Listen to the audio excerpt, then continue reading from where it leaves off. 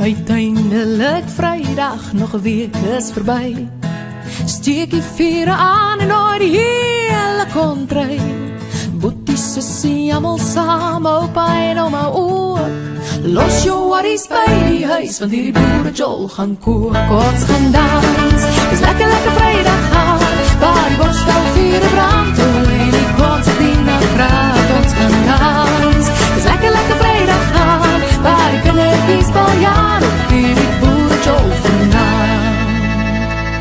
Wat is 'n braai, sonder aardappelslaai, terwyl maar dit maak, en die kinders stokbrood braai. Al pas sy gitaar uit, met die concertina saam. Vanaand gaan ons tikkie draai, laat die stof so staan. Ons gaan dans, dis lekker Vrydag gaan, waar die bosveld vure brand, en die concertina praat. Ons gaan dans, dis lekker Vrydag gaan, waar die kindertjies baljaar op hierdie boerjol vanaand. En laat dan dat ons opkyk na die sterre en die maan. Dis dan wanneer oom Koos vir ons boekstories vertel. Kort voor lank is die kinders bang en wil niemand meer gaan slaap. Dan haal pas sy gitaar uit, met die concertina saam. Ons gaan dans, dis lekker Vrydag gaan, waar die bosveld vure brand, en die concertina praat. Ons gaan dans, dis lekker Vrydag gaan, waar die kindertjies baljaar op hierdie boerejol vanaand. Goeienaand, baie welkom, lekker om hier te wees. Kom ons kry hierdie keer aan die gang. Dis lockdown.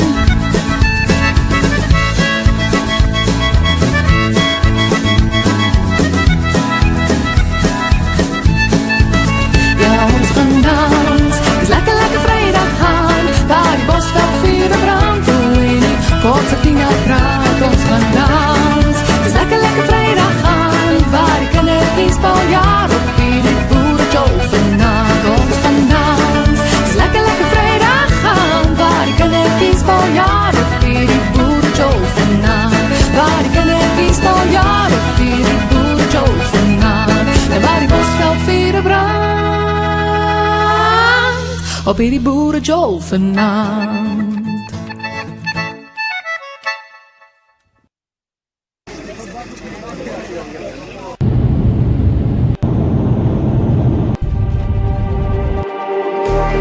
Just like the street lights lit this town, like a fire in a blaze, gotta burn it down. Alright, here we are, folks. Can't be afraid to live this out. We got this far, don't know how. I see danger in your eyes. They know we'll burn down the night. Coming just like the sunrise. You know that we gonna let it out. Tonight, we gonna let it out. Tonight, we gonna let it out. Just like the sunrise, we gonna let it out.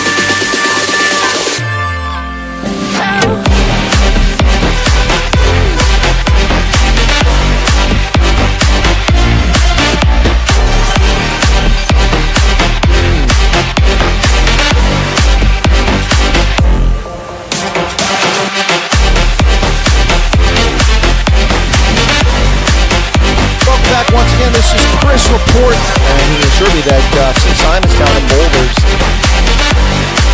folks, this is Chris Wyatt reporting from South Africa.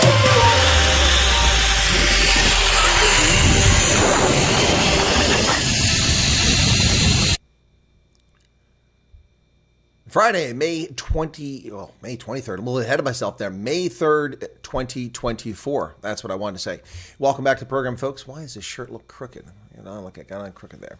Anyway, there we go. So welcome back to the program. It's Chris live in central Pennsylvania for your daily dose, your injection, your, dare I say, jab of sanity, reason, and thoughtful analysis, and not simply propaganda. Yeah, which you get from mainstream media.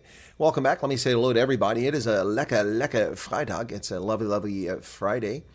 Yep, schöner Freitag. Yeah, in German instead of Afrikaans. Dylan Combrick was here at the outset. Casper Labaskakny, Sue Walsh. When the ruling party turns in on itself, the chance the coup gets real. War talk abounds with the inept absence of a coup. Well, we nearly had that sort of activity taking place in 2021, but it didn't metastasize beyond KwaZulu-Natal and parts of Gauteng. Had it continued throughout Gauteng and found its way to the Western Cape, the country would have fallen. But the ANC somehow was fortunate enough to avoid that because it was mostly Zulus in the ANC who were angry. Charles van Onselen, the voice of reason, is here. Pip Jacobs. And we've got, who else in the chat there? Gerrit Gillich, du alte Knabe, eh? Wie geht's? All right, and who else? Laudine Monday is in from Howick. I always want to say Cape Town with Laudine, but it's Howick. Welcome from Howick, a city run in a rational fashion. No doubt, thanks to the leadership team in charge, the mayor and deputy mayor of Howick, or Umgeni. Lorraine Slabbert is back. Welcome, Lorraine. George Steinberg in from Hackport. Mark and Petra Myberg in from Velledrift. Welcome from the West Shore. The Val Cooper's here. Allison Johnson. Brett Sessoms is back. Yes, Ramaphosa is deluding himself. But that's what politicians do. They lie just to hoodwink people to get them to do things. And that's what the ANC is desperately hoping that they can achieve a high number. Polls show the ANC has gained support in Western Cape, shockingly, from 17 to 22 to 35% in some polls. I find those polls to be somewhat suspicious. If all the people you poll happen to be in the Cape Flats, then the chances are you're going to get the answers you're looking for. Not a broad section of the voting public. Alan Coates is here. And who else we got? Teresa, Nick Muller. Yeah, welcome to all of you. It's a pleasure. Thanks for being here, and it is good to see you all. Well, what can I say? We've got some news to talk about here on a Friday. And by the way, for those who are watching the interviews that I'm doing, you'll know that my style of interviewing is not confrontational. I have never sought to embarrass any guest, whether I agree with them or not. I've never sought to play the game of gotcha with a guest. I can do that in my analysis, but I will not do that with a guest. It's contrary to good journalism. It's contrary to good manners and professionalism. And I'm not doing that. I'm not doing that. By the way, folks, I have been in touch with Rob Hutchison, my former colleague for Answer the Question, the man who helped found Dear SA. Rob says he's doing well. That was good to hear from him. And he said, we need to get in touch. And I said, absolutely. So hopefully I'll hear from Rob again soon. I don't know if he's up for continuing to Answer the Question. It's been a year since we've done it. But if Rob is up for it, I'm willing to go back to doing it because it was a fun conversation. People enjoyed it. Anyway, but if in fact we do that, we won't get into the whole episode of why Rob stopped coming on the channel and why he disappeared from sight. But he's welcome to come back. I am a very forgiving person and have no beef. Anyway, so there you have it. So who else we got in the chat here? Make sure I didn't miss anybody over here. Ulrich Fenter's there, Trevor and Bush. And Clive Streak came in after we started. Elmy 5 Pence says, I see that farmers are being jailed with no reason in your country. What farmers are you talking about, Elmy 5 Pence? I haven't seen that. It's the chip. Which chip is that? Oh, okay, gotcha. Okay, I thought you were talking about crisps. Do keep airing your thoughts. Okay, and who else we got here? And Keith says banning both Zuma and Ramaphosa from the election might cause a degree of unrest. Despite okay, I'm here to dispel the scherz. Garrett knows German. Scherz. What's a scherz? A scherz is a harmless little joke. Yesterday I had a little bit of fun and actually played a lot of fun with it, saying that Cyril Ramaphosa was not eligible for being the president because he'd served a term. John Jarvis went and looked up the Constitution and called me out on that correctly. I said I'd look at the Constitution. And of course, I do have the South African Constitution. It's a long document. And in fact, I think did I pull it up here? Let me see if I pulled it up here, Section 88. It does say, where's it at? There it is. Okay, got it. Well, it was one of my recent documents here, so I just got to get the view to zoom in because it's too low. There we go. Got to get down to about page. What page was that? There we go. 86, 88. Term of office. Section 88 of the South African Constitution from 1996, subparagraph 1. The president's term of office begins on assuming office and ends upon vacancy occurring or when a person next elected president assumes office. Now, that is the last part of a page 47 of the Constitution. That's the last thing you see. Unfortunately, you need to continue on to the next page 48, to see the rest of it, because under that section, that paragraph, it would appear that he has served 2 terms. But the next one addresses 2 terms. Section 2 of Section 88, paragraph 2, no person may hold office as president for more than 2 terms. But when a person is elected to fill a vacancy in the office, the period between the election and the next election is not regarded as a term. Therefore, Cyril Ramaphosa can run for office. However, he's ineligible and could be removed because of serious violation of the Constitution or the law, pala, serious misconduct, PPE theft, and the inability to perform functions of office. Well, he's proven that since day one, so he could be removed from office. Yep. We did have one. We would not be where we are. Yeah, well, people don't follow the Constitution. So I had a little fun with the sheriffs yesterday. John Jarvis called me out on it, correctly so. So there's your fake news removal for today. Hey, Grasshopper.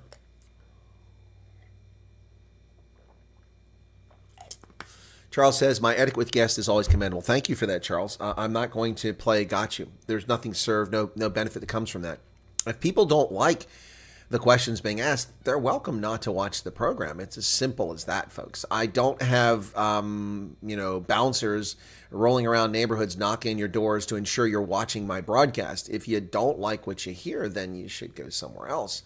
I mean, just because you don't like quality content, that's not on me.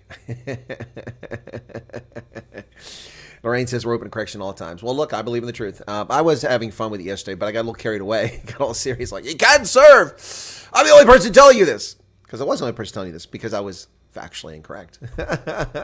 So we had fun with that. Yeah, I hope you guys enjoyed it. Anyway, as this video on WhatsApp, it did seem to be Tin Pot officials exceeding their mandates. I don't know what you're talking about, Keith. I have a video on WhatsApp. I'm not sure which one that is. Anyway, so there you have it, folks. That's the real deal with Section 88. Section 89 can talk about removing him. Yep. So there you go. Very thorough Constitution. Well, it is Friday. We do have one rugby game of note for South Africans, and that's the Sharks in the semifinals of the Challenge Cup. And they're going all in. South Africa's Springboks will be present. Makazole Mapimpi, Lucanio Am, Ebert Etzebeth, the list goes on and on. Jaden Hendrickson, they'll all be in the mix for the Sharks tomorrow. Early tomorrow for me. It's like a 7 o'clock broadcast, I think. Yeah, I know. I got you excited. Sorry about that, Levin. Yeah. I guess it wasn't funny in that respect. People got excited. Ken says, well done for the retraction. Yeah, no doubt about it. No. I believe in the truth, and we always do that. Again, like one of my who was my guest, was it Fatima Abdul, who said that, look, I may not like this, but she thinks American culture negatively affects South Africa. Well, I have to agree. It negatively affects America. This gangsterism and this lawlessness and this stupidity that we're perpetrating, and they're changing the values and norms of America, which is a overwhelmingly Anglo-Saxon country, which is being devolved into a third world cabal of balkanization. And that's not xenophobic. That's also not racist. It's a statement of fact. The Biden regime has imported 400,000 criminal alien invaders illegally and dumped them in our midst, mostly in states where they're trying to change the population demographics so that they get more seats in Congress. Yep.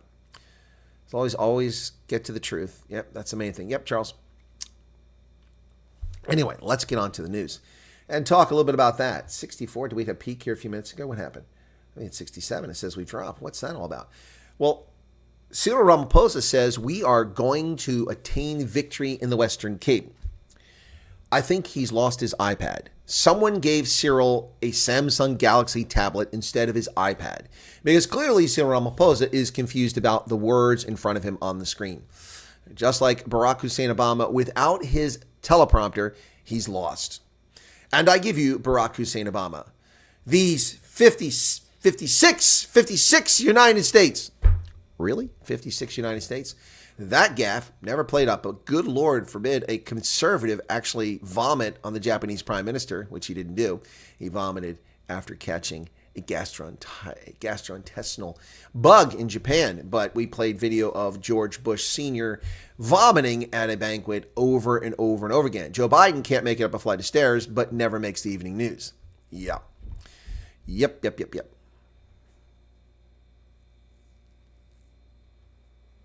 Yep. Ramaphosa is living in La La Land. Let's see what he has to say about it. So we're going to attain victory in the Western Cape. Polling data suggests ANC will get no more than 35% of the Western Cape vote. I don't think they're going to get that high.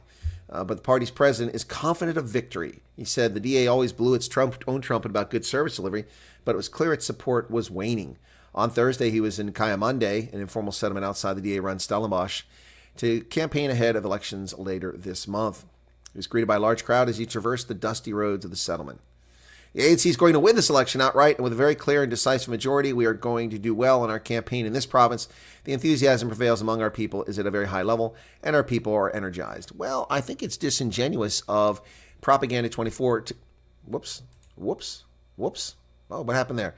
I disappeared. I disappeared. No, there's nothing wrong with Patrick, with Android Patrick. I'm just saying that Cyril confused it. Hit the wrong button there, folks. I got to work on my Stream Deck here and get the right thing set up. Yeah, this is what I meant to put on the screen. There you go. Cyril Ramaphosa. We are going to attain a victory in Western Cape. No. See, that's the misleading statement. That's not what he actually said. He said they're going to win this election outright, which means nationally, presumably, with a very clear and decisive majority. Well, that's a fantasy there. He said, we're going to do well in our campaign in this province. So he didn't predict that the ANC would win the Western Cape, but that's exactly what Propaganda 24 said. We're going to attain victory in the Western Cape. That's not what Ramaphosa said, Jason Felix. Stop misquoting the guy. Wow, that's dishonest.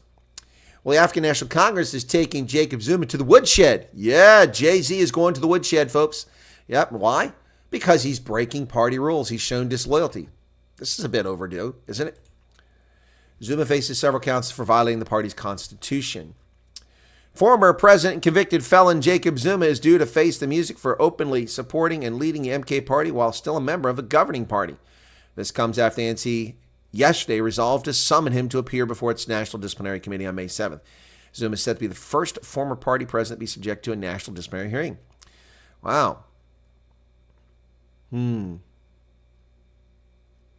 They say that he'll be allowed to elect any ANC members or leaders in good standing to represent him.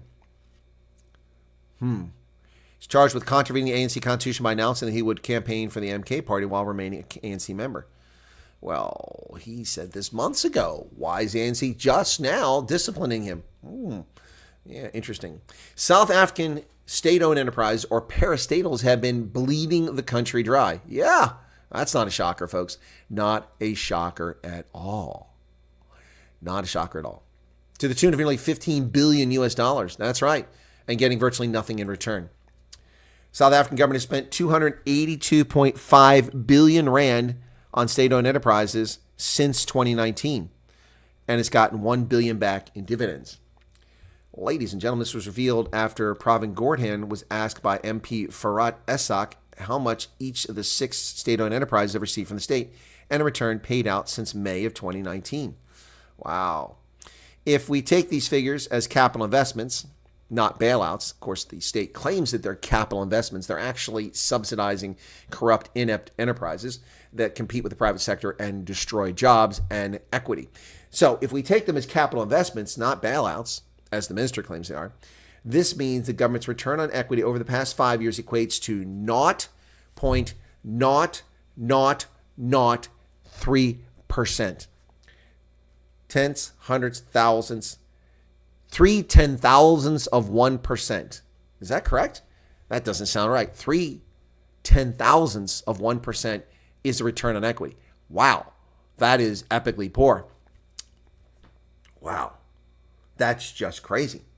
Can you believe that? 1 million rand for 283.5 billion rand given out.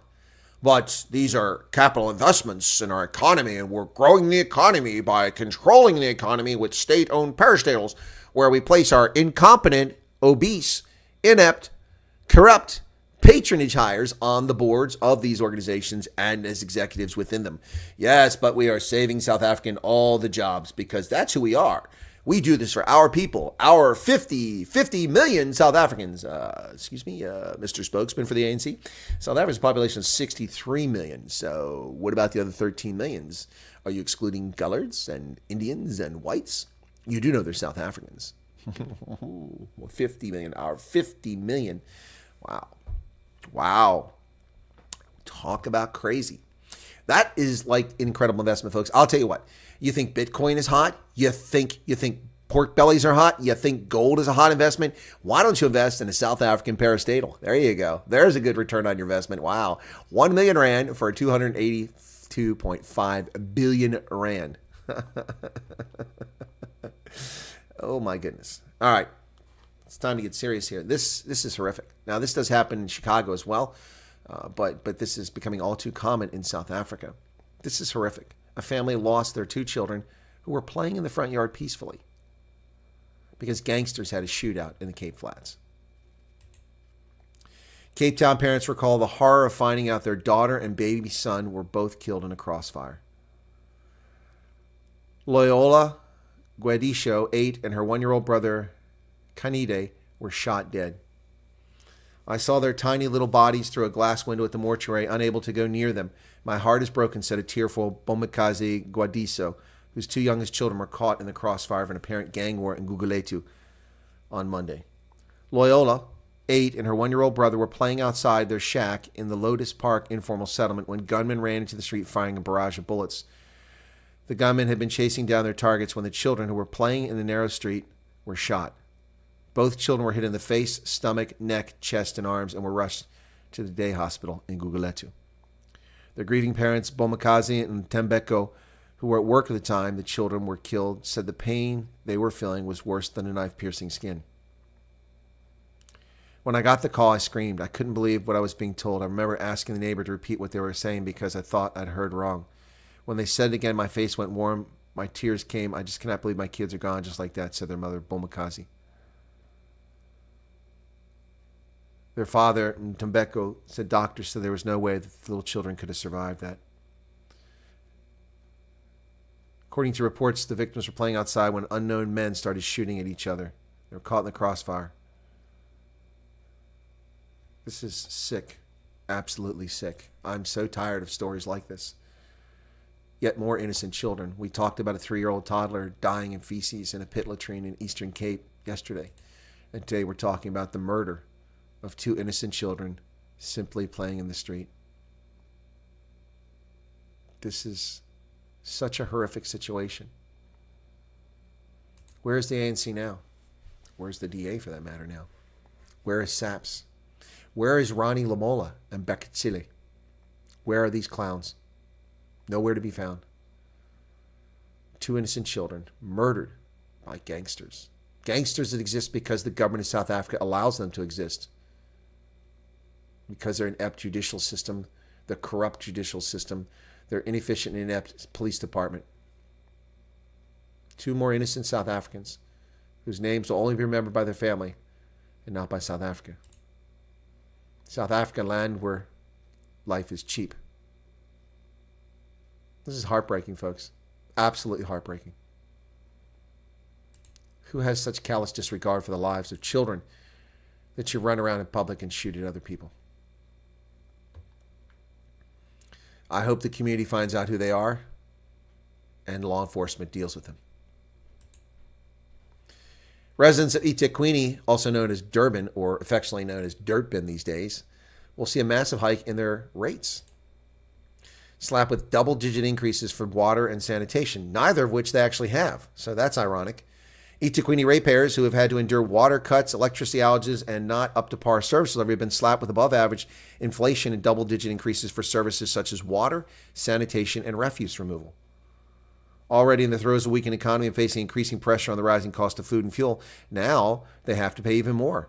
The city mayor, Mlokolisi Kaunda, announced a 67.2 billion rand budget. Property rates tariff increased just 6.5%. Water tariff increased 12.9%. And sanitation, not 10.9%. Unbelievable. This is just twisted. So twisted. The MK party will save black people. Yes, because that's all they care about. They don't care about South Africans. They care about black people in South Africa. And only their favorite black people. This is an article from over a week ago, but we didn't have a chance to cover it, so we're going to cover it now. We want African law. We're not Dutch. We're not Roman. Yes, but you are a moron. Jacob Zuma is Noah. His arc is the MK party. He's preaching a savior gospel for black people, which says that for them not to perish, they must vote for his party. That's the crux of the MK party leader's election message as the campaign hots up. Zuma welcomed Mkonto Sizwe business movement at his Nkandla homestead back in late April. So, we are going to save black people. Really? Black people have been running the country for 30 years. Who's been saved? Irish immigration authorities in Ireland, Republic of Ireland, are looking at changing the no visa entry for South Africans. Soon, you may be forced to get a visa like all the other economic migrants from Africa. In a potential reversal, visa-free travel from South Africa may soon be revoked, marking a significant change in Ireland's immigration policy. The Irish government is considering a significant change in policy with discussions underway regarding the potential termination of visa-free travel for South Africans. Proposed move signals a departure from recent measures which abolished visa requirements for South African travelers less than 3 years ago. Wow. Wow.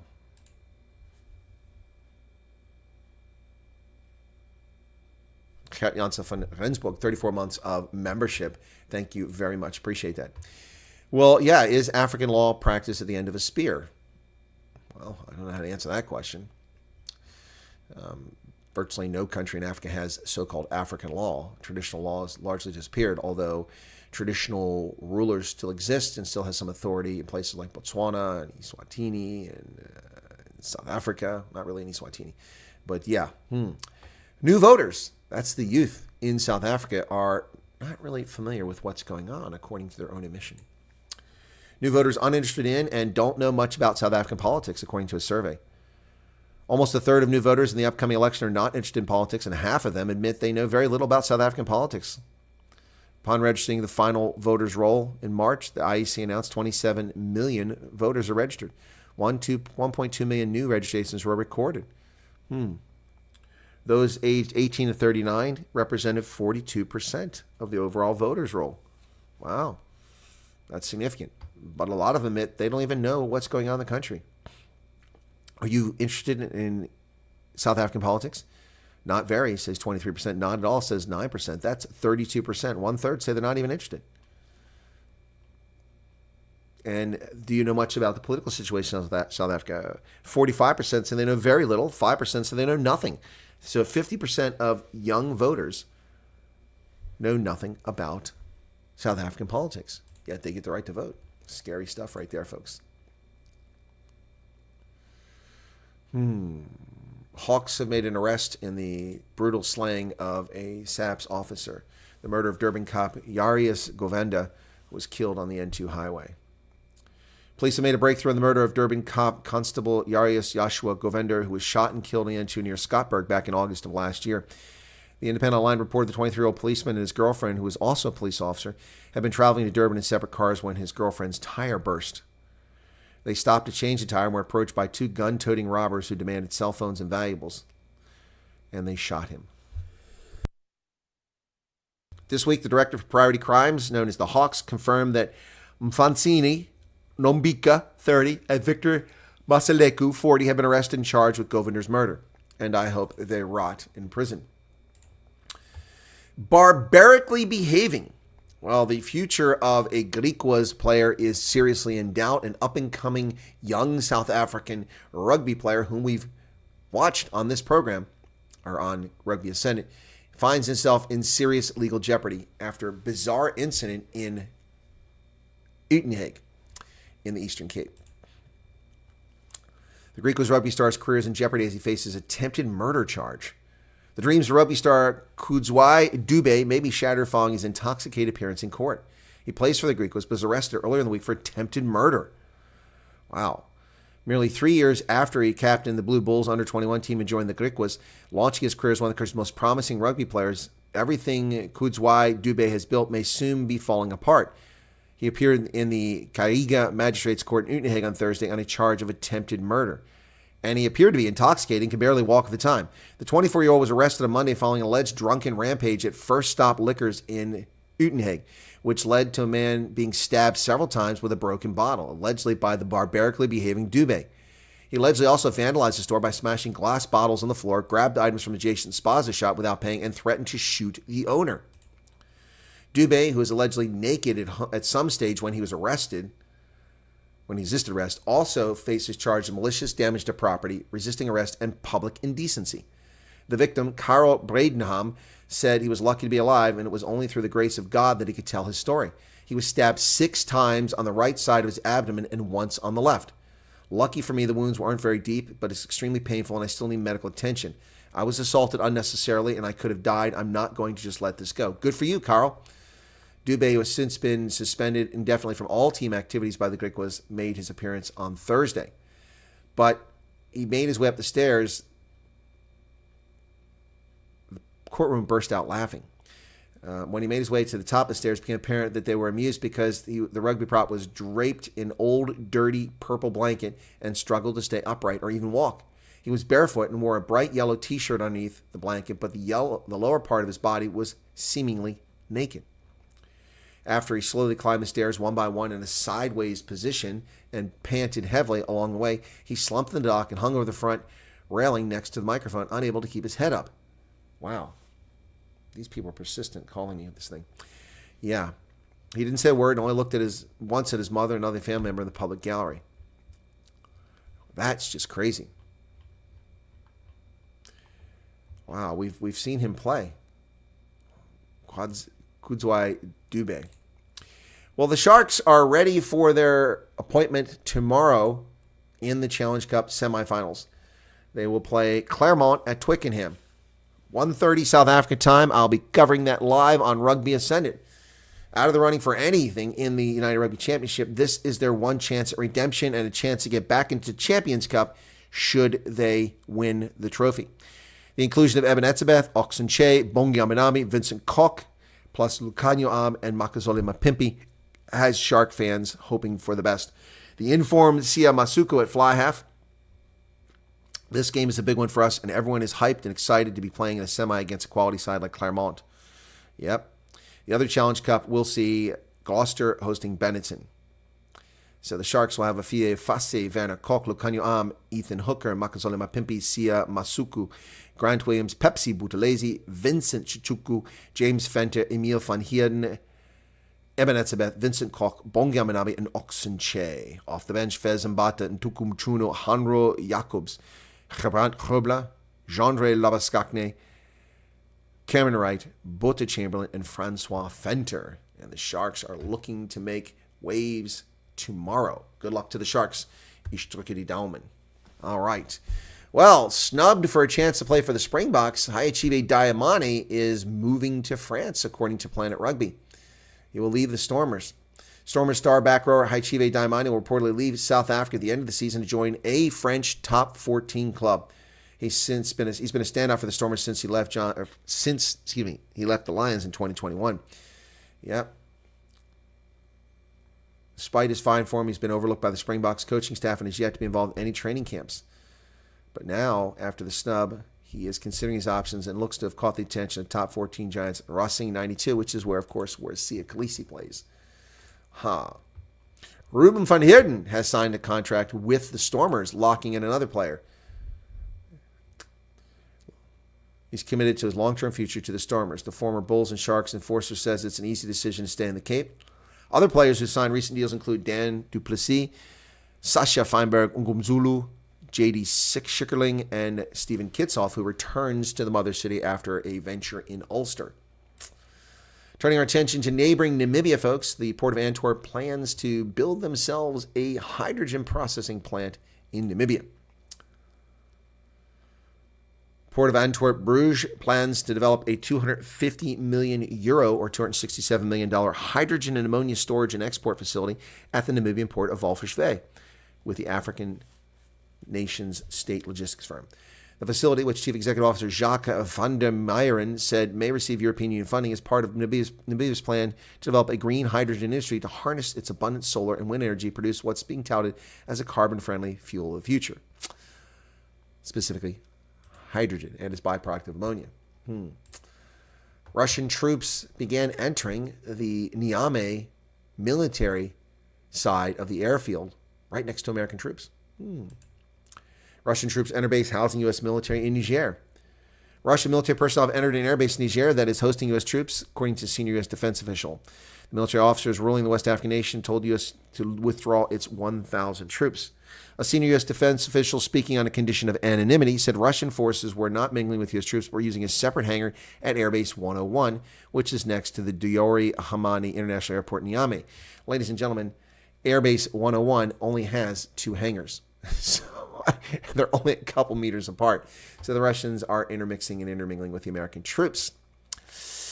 That can't go well. Africa has been systemically kept poor. Global citizen, women's ambassador Danae Gurira says that it's being kept poor intentionally.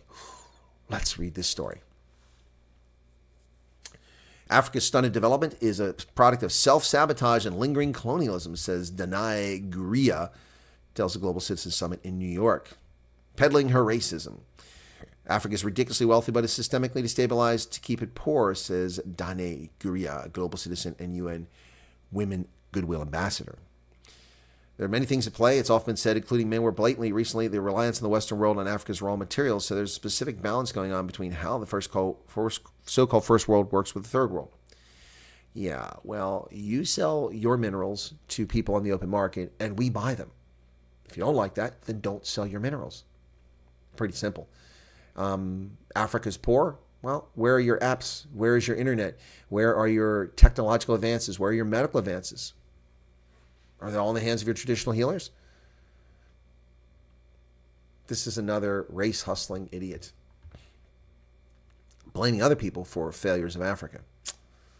We are ridiculously wealthy, from coal to lithium to diamonds to rubber, gold and oil. I can go on all day, but often you don't see us in control. Well, we have tons of natural gas and petroleum and coal and resources right here in Pennsylvania, but you don't see me being a multimillionaire. I don't own the land. The governments own the land, and that's why people in Africa are poor. If Africans owned the land, they would be wealthy if they spent it wisely. Well, French members of parliament say, non anglais, non, on ne peut pas utiliser la langue de l'anglais pendant notre Jeux olympiques dans notre année 2024. 2024, oui. Oui, c'est impossible d'utiliser la langue de l'anglais parce que c'est une invasion des Anglais. On ne peut pas utiliser la langue comme ça. C'est l'anglais.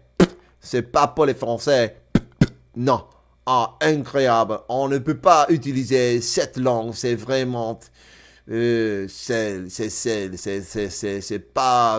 pas très bien la langue des Anglais. Anglais! Oh, non. On dit non pour les Anglais. Non. Les Jeux olympiques, c'est le monde français, pas les autres langues. C'est notre jeu en France. Donc, pour cette raison, on parle seulement en français. Pendant la Coupe du Monde mondiale de rugby, on utilisait plus des mots anglais. C'est vraiment bizarre.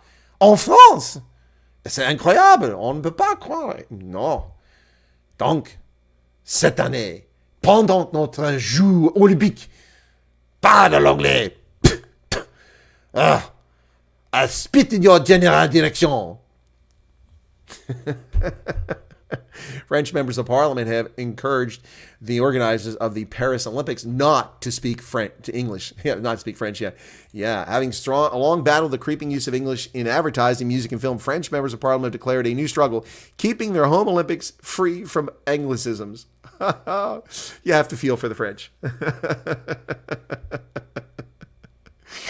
In a resolution adopted yesterday, the lower house of parliament urged organizers of the 2024 Paris Games, as well as athletes, trainers, and journalists to use French as much as possible. I can see that now. Well, the right proper Englishmen will come in and they will speak French. That's correct. Yes. Je suis Noël, je viens de Angleterre. Je suis là pour regarder les Jeux olympiques. Annie Genevard, The Conservative supporter of the resolution expressed alarm to fellow MPs that the Olympic Games reflect a loss of influence in our language.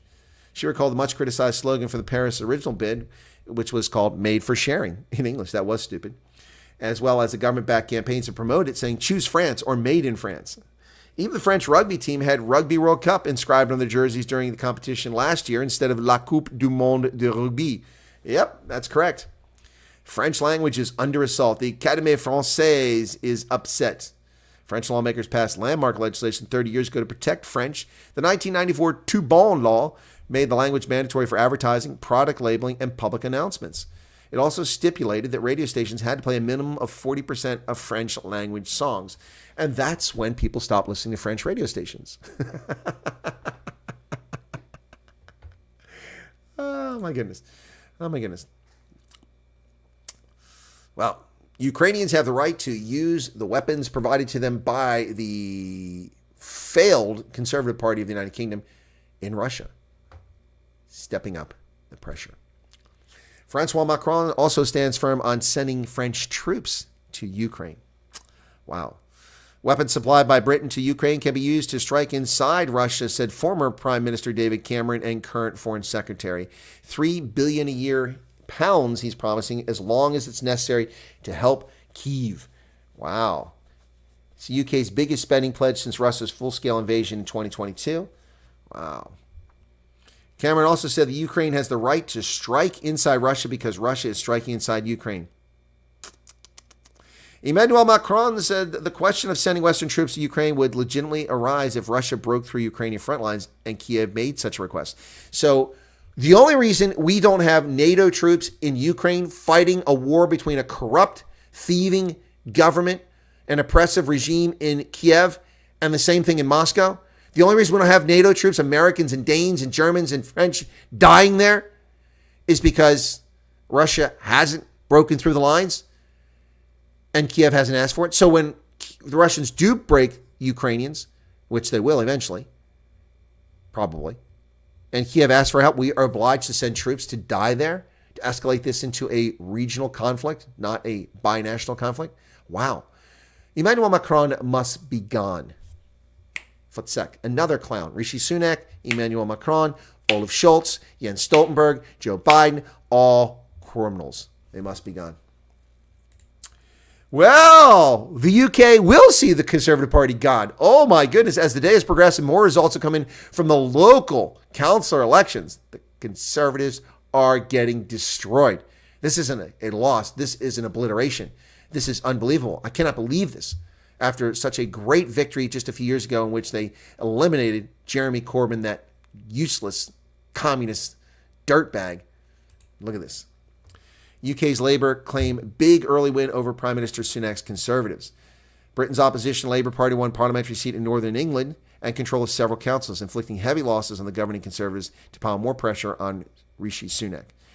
The thumping victory set the tone for what has been a closely watched 2 days of local results before a national election this year, which polling shows could put Labour leader Keir Starmer in power and end 14 years of failed Conservative government.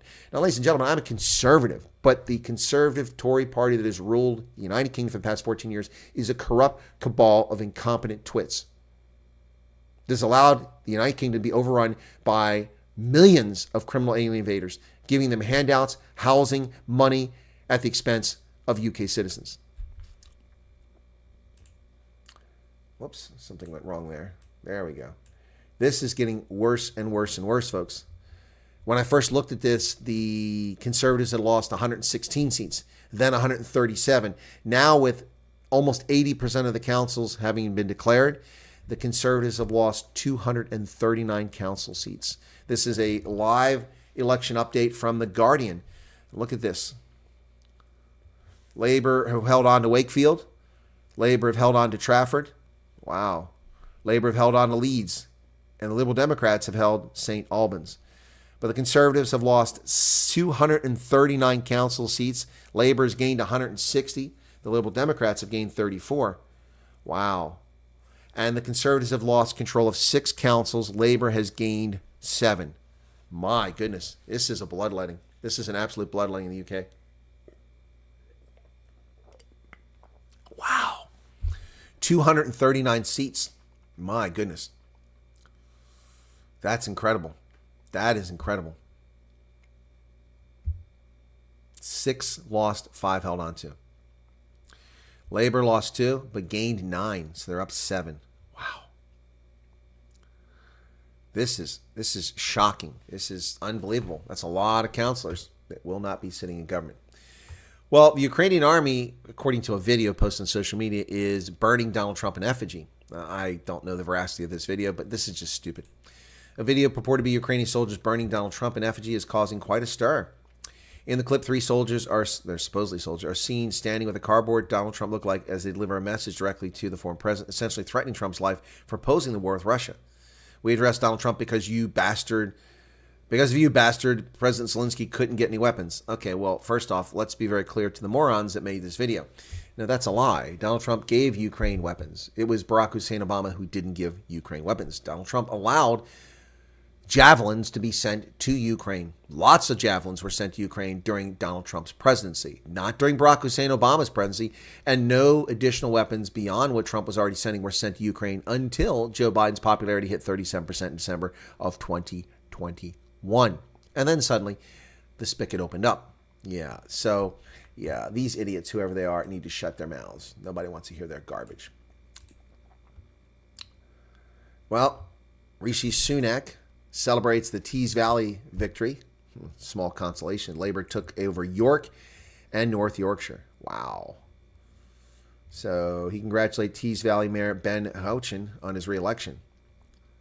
But that's about the only good news for the Tories, who've really screwed the pooch and are pushing Brits down the road to serfdom by not winning and not exhibiting genuine conservative principles. Joe Biden finally speaks up and says order must prevail. We are a civil society and order must prevail, from the White House. Police have now detained over 2,000 criminals who have violated the law with illegal protest and occupying buildings and threatening lives on campuses. This includes 209 arrests early on Thursday at UCLA. So chaos unfolding at Gaza UCLA campus protest. Addressing the nationwide protest hours later, Biden said, "We are not an authoritarian nation where we silence people or squash dissent, but neither are we a lawless country." Oh, in fact, we are a lawless country, Joe Biden, courtesy of the Democrats, George Soros, and your inept Department of Injustice. We are a lawless country. That's the problem. If we weren't a lawless country, we wouldn't have these problems. As I said, over 2,000 people have now been arrested. But of course, if they're arrested in New York, California, they'll simply be out on the street moments later instead of in prison where they belong. As U.S. colleges prepare for commencement addresses that start this week and carry through to the first week of June, campuses are shutting down around the country. The United States Department of State has issued a travel warning for Germany. It's unsafe to travel to Germany. Yeah, or Poland, for that matter, owing to a threat from terrorists. Of course, the Germans allowed millions of terror lovers into their country, and that's the problem. What's this? Israel what? Israel data free, believed to be hostage in Gaza, has been confirmed dead. Well, that's the breaking news. The United States has issued a new travel advisory to Germany over fears of terrorism. The Department of State upgraded Germany to level 2 out of 4, an edict to exercise increased caution. The U.S. government added that tourist locations and transportation hubs are frequently targeted, including hotels, restaurants, clubs, places of worship, parks, sporting, and cultural events. Terrorists may attack with little or no warning. Wow. When this happens, that means there's going to be a terror attack in Germany. Yep, they also said the same thing in Poland. Oh, man, I was thinking about going to Germany. Guess not. Israeli hostage is confirmed dead. A dad of 3 who was believed to be among the Israeli hostages held has been confirmed dead months after 2 of his children were released. Dror Or was killed in a kibbutz during the October 7th attack, and his body was brought to Gaza. We are the heartbroken to share that Dror Or, who was kidnapped by Hamas, had been confirmed as murdered and his body is being held in Gaza, the government wrote. It's unclear how the government learned of his death. He was one of roughly 250 people abducted during the Hamas attack, which killed 1,200 others, including 33 Americans. 33 Americans murdered by Hamas on that day. Yet scumbags march on our campuses in their pro-terror protest against Israel self-defense. Israel, which is taking revenge and taking out the murderers of 33 Americans. Orr's wife, Yonat, is believed to have been fatally shot while trying to hide from the onslaught. Two of the pair's three children, Noam, 17, and Alma, 13, were abducted and held captive until they were released in November. The death means the teenage siblings, along with their brother, are orphans.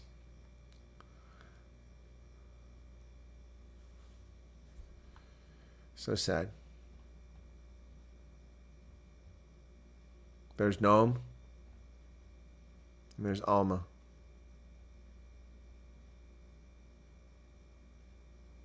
My sister, their mom, was murdered on October 7th. The children do not know that. We thought they were together when they were kidnapped, but they were separated from the outset. Wow. But let's march for Hamas on campus. Let's march for Hamas. But the tide is turning. Real Americans, genuine Americans, not spoiled, diaper-wearing, privileged little wusses who demand that we feed them when they violate the law without a permit to protest and occupy government buildings and then expect to be treated like they're adults when they're just children, are now getting a pushback. And where does it come from? Well, Ole Miss. Peyton Manning's alma mater, Ole Miss. A pro-Palestinian mob at the University of Mississippi was given much less deference than at other colleges when patriotic counter-protesters mocked them and sang the national anthem. Hundreds of Ole Miss students turned out for the protest by University of Mississippi for Palestine, a campus group demanding the college divest from Israel. The anti-Israeli protesters who gathered at an encampment were chanting "Free, Free Palestine" and disclosed divest, "We will not stop, we will not rest," were greeted with shouts of "Terrorist" and "We want Trump," and serenaded with the Star-Spangled Banner. Their little protest didn't quite go according to plans. Here they want Trump. We want Trump! We want Trump! We want Trump! We want Trump! We want Trump. Oh my goodness. Now, not all the behavior is good stuff. Yeah, but it was interesting nonetheless. We want Trump! We want Trump! I hate terrorists. Oh my goodness. University police disbanded the illegal protest shortly afterwards. Military documents, we see a Republican member of Congress being targeted over stolen valor. It seems to be an odd claim that he has stolen valor because he does in fact have the decoration he claimed, but the number may not be accurate. So they're going after him. Anything to go after a military member. During his time in office amid his inaugural 2020 run for Texas 22nd District, Republican Representative Troy Nehls was repeatedly claimed to be a recipient of 2 Bronze Stars and a combat infantryman badge from his time in the Army in Iraq and Afghanistan. He did get a combat infantry badge, but it was rescinded by the government because he was a civil affairs soldier, not an infantryman. He could have got the combat. There's a different badge, not the infantryman badge, but anyway, yeah. There's no question he served overseas, engaged in combat, was awarded a Bronze Star for his duties, but military documents obtained by CBS after months-long investigation and review of his service record show he received 1, not 2 Bronze Stars, and his combat infantryman badge from Afghanistan was revoked in 2023 because he was a civil affairs officer, not infantryman or special forces soldier. So CBS News spent months, by their own admission, a months-long investigation determining whether Representative Troy Nehls had 1 or 2 Bronze Stars, and confirming that, in fact, he no longer has a CIB, but he did have it. So he didn't lie.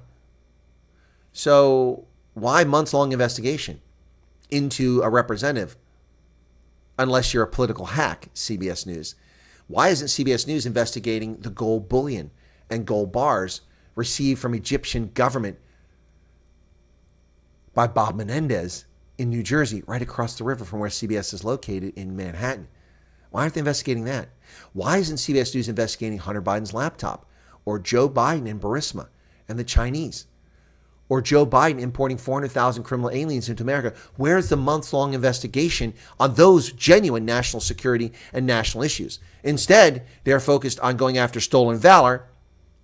Let veterans solve that problem. A months-long investigation? Are you serious? Wow. Especially inside the military, a service member displaying any medal he or she has not earned is considered deeply offensive. It's also a crime. There have been a history of cases that brought disgrace to public officials in the past, such as when former Veteran Affairs Secretary Robert McDonnell erroneously claimed he had served in Special Forces, or when former Senator Mark Kirk of Illinois inaccurately claimed to have received the U.S. Navy's Intelligence Officer of the Year award. but that's not a real award. But the case of Nels is different. In many ways, it's more confusing because his record confirms that he did serve overseas, and in fact, he did earn notable commendations. Yeah. But CBS News chose to run a months-long investigation into Representative Troy Nels. Now, did claiming he got 2 Bronze Stars simply prove to be a mistake? Dishonest? Probably, but stolen valor? I don't think so. He's a Bronze R recipient. I have no Bronze Stars, and I don't hold much credence in a Bronze Star. It's handed out on a popularity basis, not always based on merit. Clothing company Rue 21, the store that has horrible clothing fashion, is going bankrupt again. 3rd time. Closing all 550 stores, and good riddance. Look at the boring clothes hanging in there. Buy one and get one for $5. Wow, they're desperate there. Clothing retailer Rue 21 filed for Chapter 11 bankruptcy for the 3rd time in 21 years and reportedly plans to close its 540 stores, including 10 locations in New York. The struggling teen-centric retailer, $195 million in debt, filed for bankruptcy in Delaware yesterday. They have 5,000 employees and operate in 45 states. They've had no luck selling its operations, which once included nearly twice the shops the company currently runs. The Pennsylvania-based retailer shaved $700 million in debt when it filed for bankruptcy in 2017 and closed 400 stores. And it also filed for bankruptcy back in 2003. And, wow, a representative of the chain did not return a request for comment. Gotta appreciate big corporations not giving a crap about their employees and not bothering to warn anybody, one critic wrote. It's not known if employees were notified in advance. Bloomberg sale reports Rue 21 plans to get a going out of business sale for the next 4 to 6 weeks. Its listed liabilities and assets are between 100 and 500 million. Well, there you go. So Rue 21 going down and out of business. 4-time Super Bowl winner Bill Romanowski is a fraud, according to the Mail Online. Yeah, this guy and his wife scammed money from their nutrition business, which they set up apparently just so they could live a high lifestyle, and they filed for bankruptcy. Bill and Julie Romanowski filed 24 hours before they were set to appear in court. The Department of Justice claims they owe more than $15.5 million in back taxes. 4-time Super Bowl champion Bill Romanowski and his wife Julie filed for bankruptcy less than 24 hours before they were scheduled to attend a hearing in the civil case. Wow. Under federal law, the bankruptcy filing will trigger an automatic pause in the Department of Justice efforts to collect on the alleged money it's owed. In an attempt to avoid reporting their federal income, Bill and Julie allegedly founded Nutrition 53, that was his number in uniform, to pay for rent, groceries, veterinarian bills, and over 170 visits to nail salons, hair salons, and day spas. Wow. Wow. There they are. It isn't his first controversy. He got in trouble when he punched former Raiders teammate Marcus Williams in the face, crushing his eye socket and ending his career. He also kicked Arizona Cardinals fullback Larry Centers in the head in 1995, resulting in ejection and a fine. This guy's got some serious health problems, issues, mental issues, as does his wife and her fake fun bags. Yep. Here, look at that. Look at the size of the fun bags there, and look at the size of the fun bags there. Much smaller. Yep. Now, there's a picture, not of him. I don't know what this is supposed to be.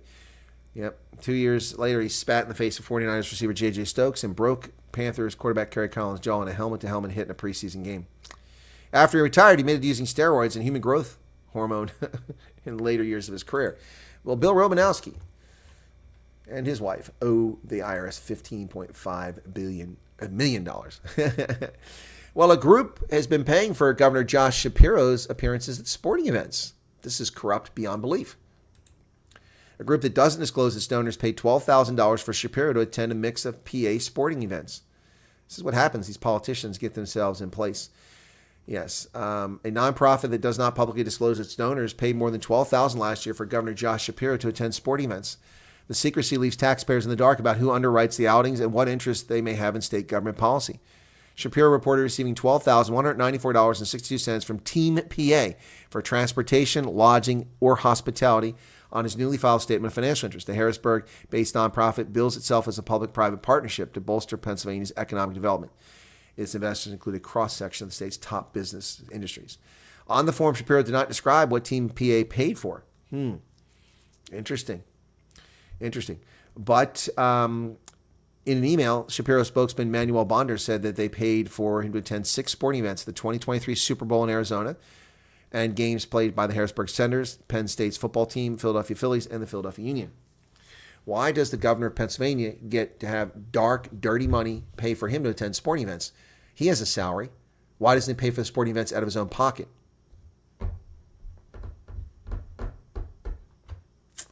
Yeah.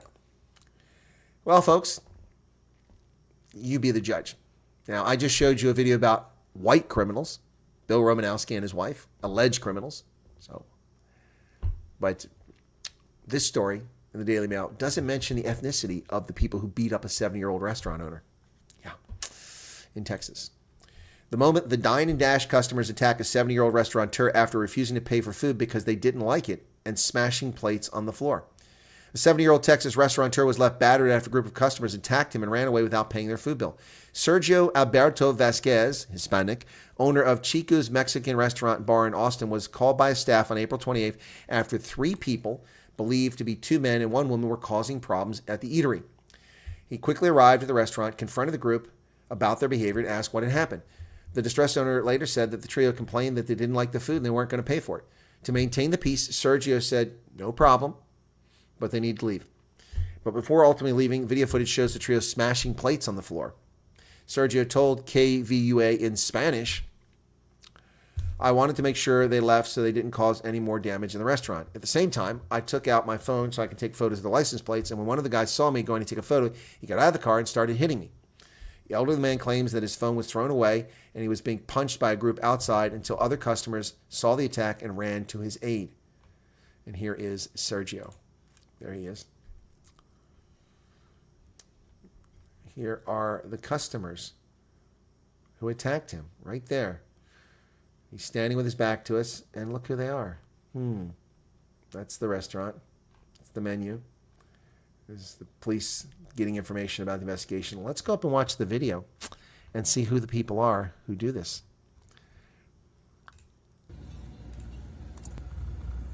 Do you see them? They look like fine, upstanding young Anglo-Saxons, don't they?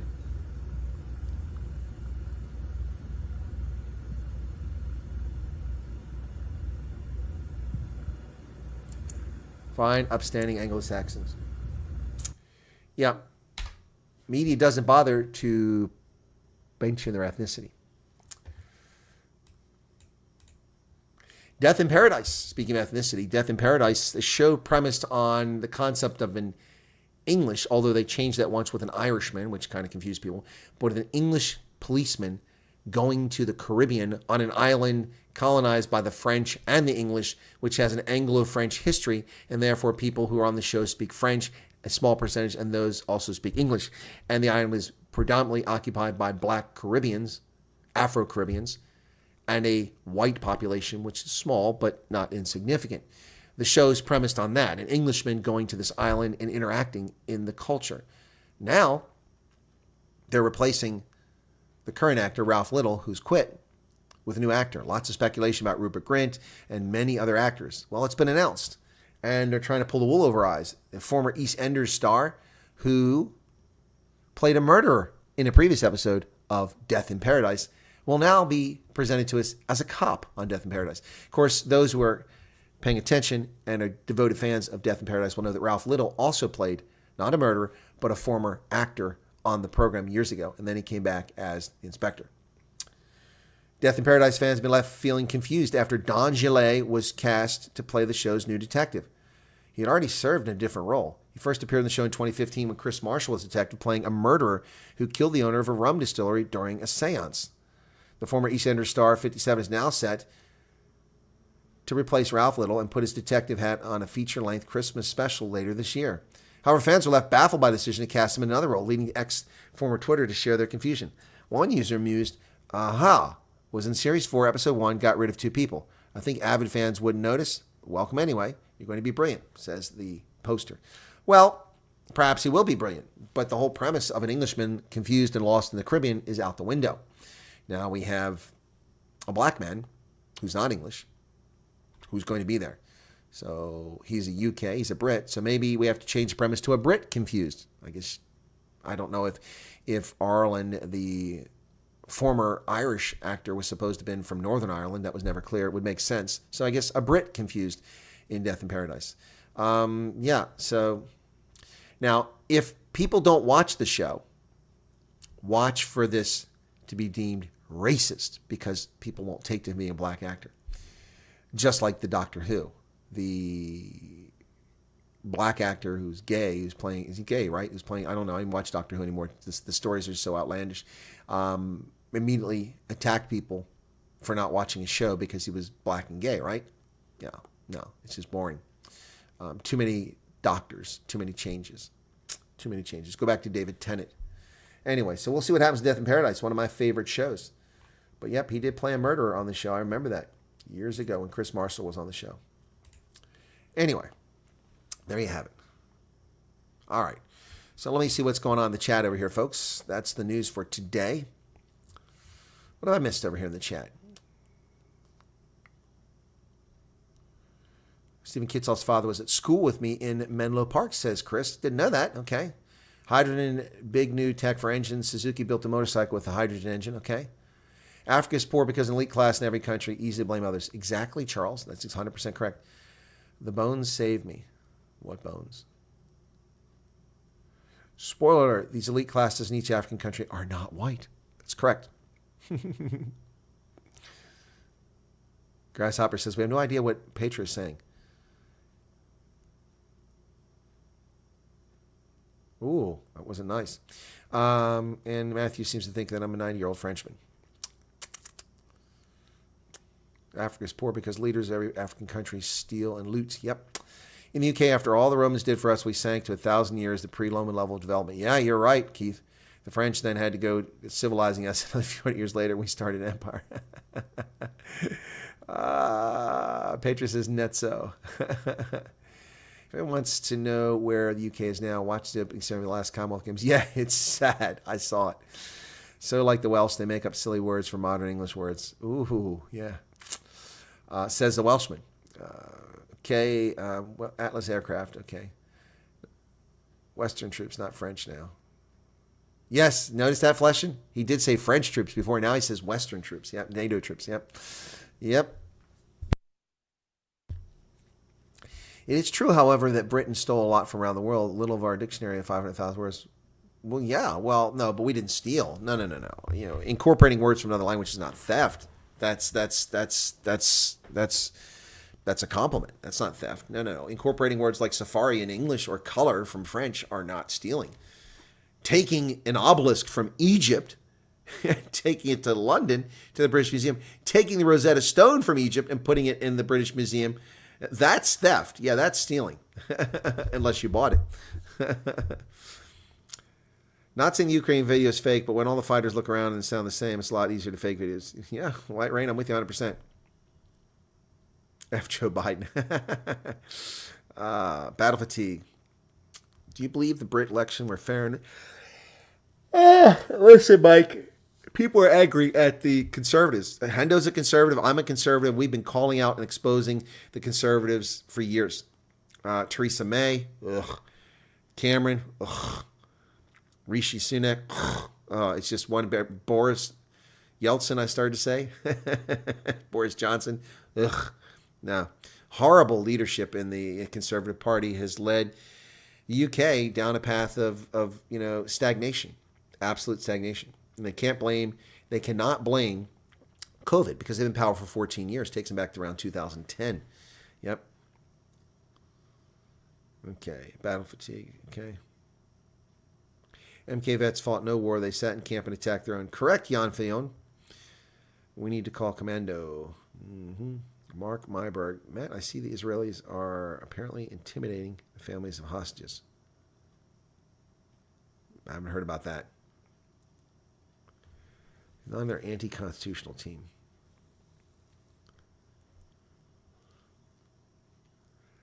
If anyone here from another nation to the UK would like, I'm quite happy for you to take Land of Hope and Glory as your nation's call to alert. Yep. All right. What else we got here? Paige says, all of us here are well aware of the ANC. Yep. Just seen the Af-Reform neighborhood watch go past. Large number of vehicles with flashing lights running up and down the roads while torches are shown all over. Very intimidating. Yeah, Charles liked the before and after pics of the fun bags. Equestrian units armed and patrolling. Well, that's awesome. That's awesome. Mayor Tiffany Hayard of Dalton County is the worst mayor in USA. Is that the one who keeps using all her city money? They went Greek in a Mexican restaurant. Oh, yeah, by smashing the plates. That's good, RJ. I love the series Death in Paradise too, Val. I've got every season on DVD, and I've watched them all. Love it, love it, love it. Yep. And I was just rewatching them all again. I even watch After Paradise, which is kind of weak. It's not great, but I like the actor Chris Marshall. What the hell are fun bags? Well, if you don't know what fun bags are, Austin is a sewer now. It was a beautiful place. Yeah, it used to be nice. TV programs so much that we binge Dr. Martin. Yeah, I binge watch Doc Martin episodes too. I've seen those 1,000 times. Yep. Our city council election results are coming in, and the anti-15-minute city party doing well. That's good news, Fleshin. Which party is that? Tell me which party that is. Check out the intimidation claim. Appears legit. Okay, Mark. I'll look into it. Take a lot of stuff to protect from Islamic extremists, plus given a lot of gifts. Some trophies of war, too, no doubt. Oh, yeah. No. But, I mean, I'm not criticizing. The fact that the Rosetta Stone wound up in the London Museum means that we understood what the Rosetta Stone was. Instead of being some stone with pretty little images on it that no one ever deciphered sitting somewhere in Egypt. Yeah, no, I have no problem with that whatsoever. No, not criticizing the UK. Yep. Anyway, there you have it, folks. Wow. So 62 likes, 61 people currently here. It's Friday. We've got this weekend on the program Neil De Beer on Sunday, as well as Johan Bosman. Johan Bosman will be on first. We're going to talk about solar photovoltaic safety. And let me check on my solar photovoltaic production thus far today. It's after 1 o'clock here on the east coast of the U.S. So we should be in prime production if the clouds aren't out. Come on, a little faster. There we go. 14 kilowatt hours, but only producing 4 of the 8. We only ever get 6, so 4 of the 6. So what's going on here? So what's this? Something's downloading there. Something was downloading. Oh, backup. Why is WhatsApp backing up now? Anyway, 14 hours. Yesterday I nearly had a record, 47.6. 47.9 is my record. Came close yesterday. Day before it was 46.3. So 2 days of 46 in a row. I'm over 100 kilowatt hours and only the third day of the month. That's exciting news there. That's some good news, man. According to this, planted 43 trees, saved 5,626 pounds of carbon dioxide output by putting panels over it. Too much chemtrailing, low solar yield. They call themselves the Independent Party. Okay, I'll take a look at that. Let me see if I can't find some information on the Independent Party. Oxford in the EPE and the N Party.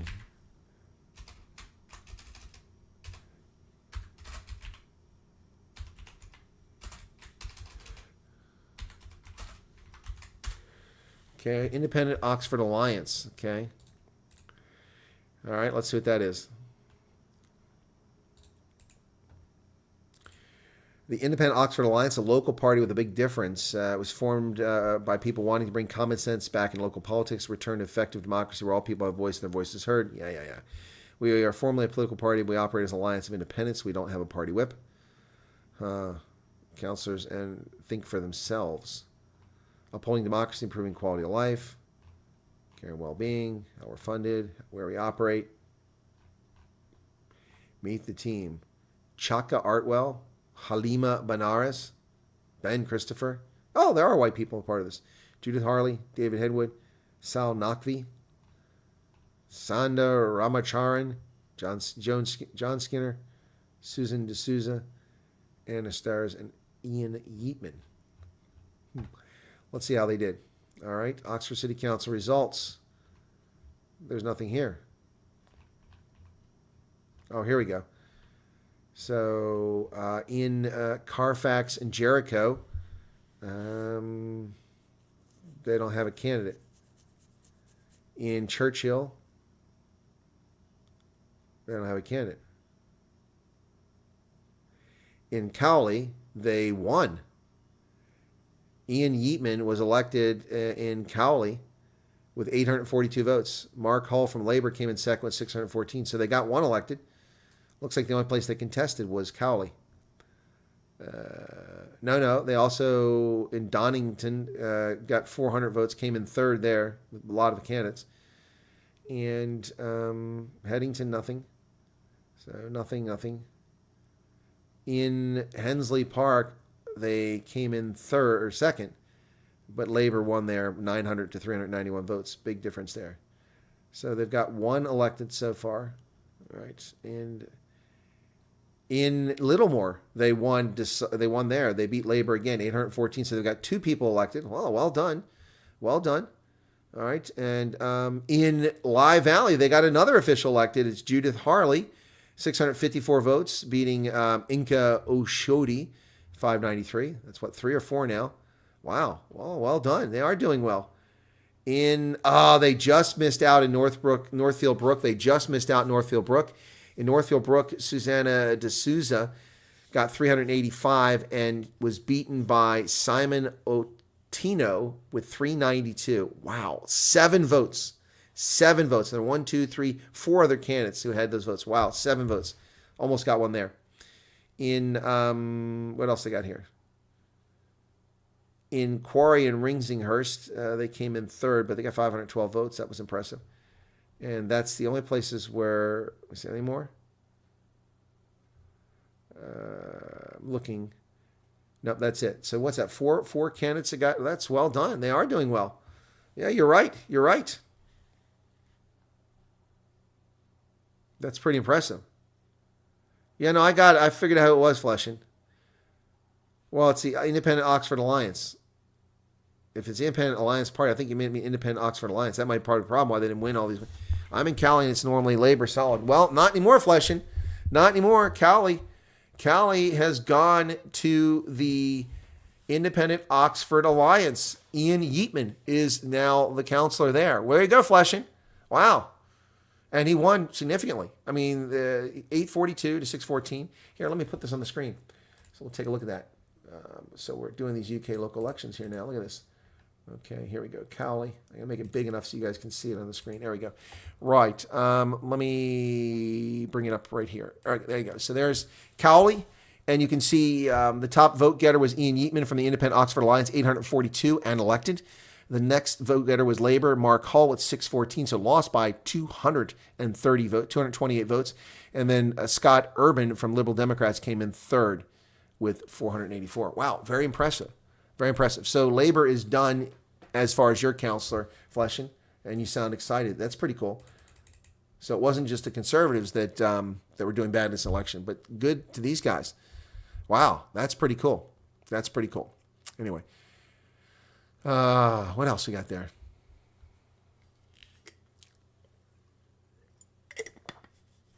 That's pretty cool. I wonder how things went in Coventry. Let me see something. Okay.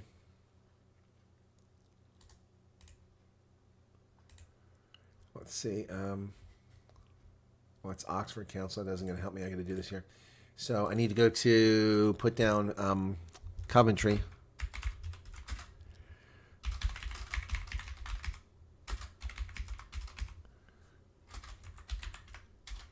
Let's see what we got. Oh, Coventry didn't have elections? No, Coventry did.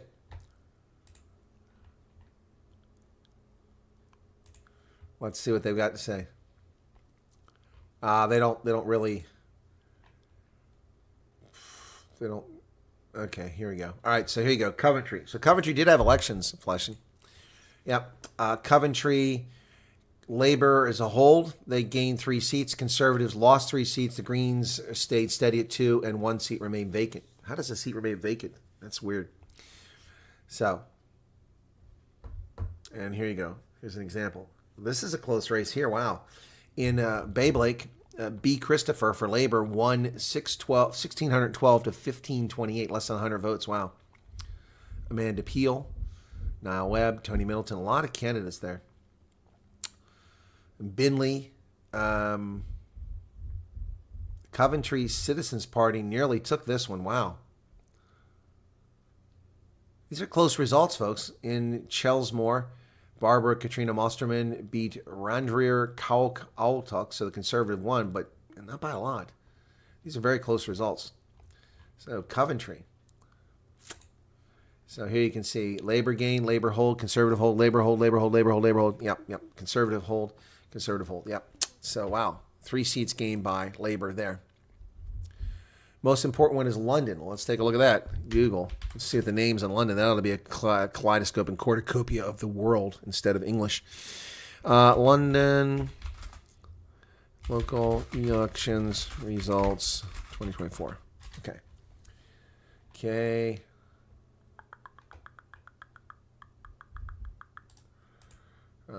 Come on. It's not giving me the sites I want here. This is news. I don't want news. No, it's all. Anyway, let's see what comes up. Local election results. Tories never should have got rid of Boris, says ousted council leader. My goodness. See how your area voted. Okay, well, let me see how my area voted. Hastings. City of London. Labor hold. Now, this is not a very good site. This doesn't help me. I'm looking for the actual results. Can't find it. Huh. That's a shame.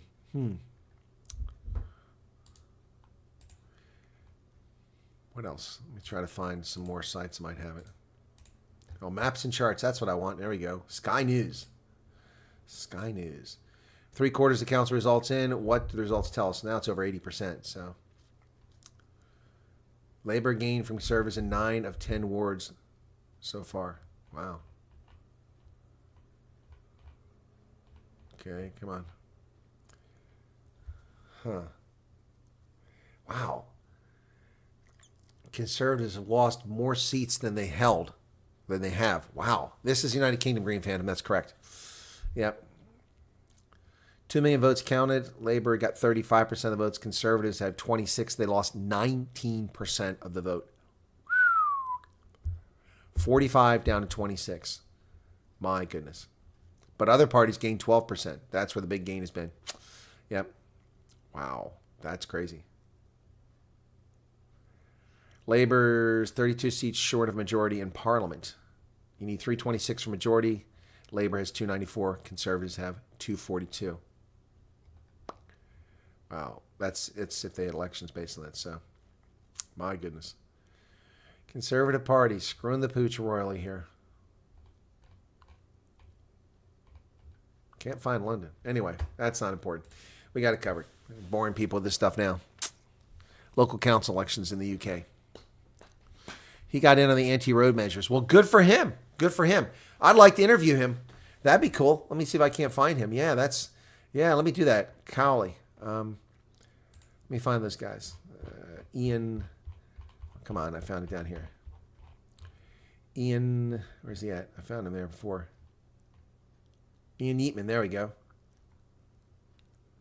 All right, cool. I'm going to have to, come on, yep.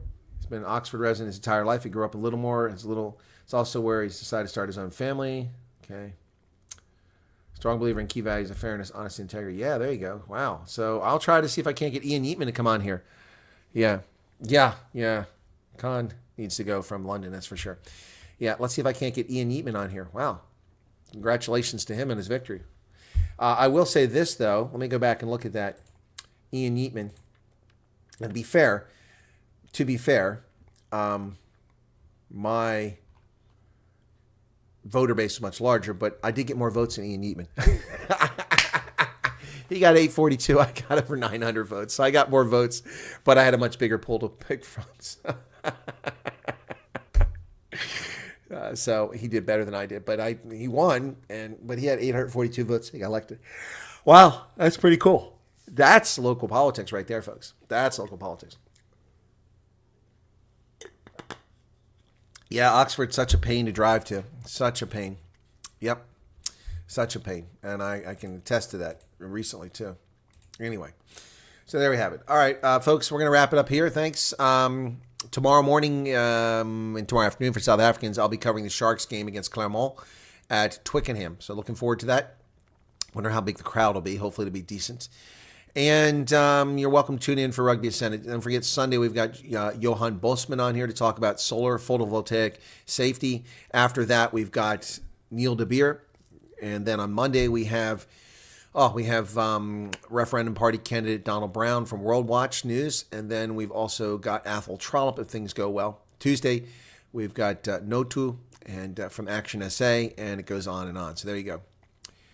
What do you plan this weekend? VFW Bears game? No, I went to the Bears and they want $40 for a ticket, and they have seats that you can't see anything very well, way up in the top level, that are $20, but then you have to pay $15 for parking. I'm not going to watch it. I don't care. I'll buy a T-shirt or a wall magnet, fridge magnet when they win the championship if they win it. But other than that, they've really pushed themselves out of my price range. The Bears are not a good value for your dollar. They're not a good value. They're not. That's a shame because they're really, really in the zone right now and have a great team. And the Vegas Golden Knights I'll be watching tonight at around 10 o'clock Eastern Standard Time. They're on the verge of elimination after a stupid penalty by Pietrangelo, who punched a guy or hit him and got a penalty, and then the Dallas side scored. So now they're down 3-2. They have to win the final 2 games to advance. So there you go. Yep. All right. Thanks, everybody. Have a good day. Appreciate you being here. Enjoy what's left of your Friday. I need to get something to eat. I am so hungry right now. Cheers. Y'all take care, and I'll see you later on. Thanks for everything. Be sure to hit the like button if you haven't done it already. Bye-bye.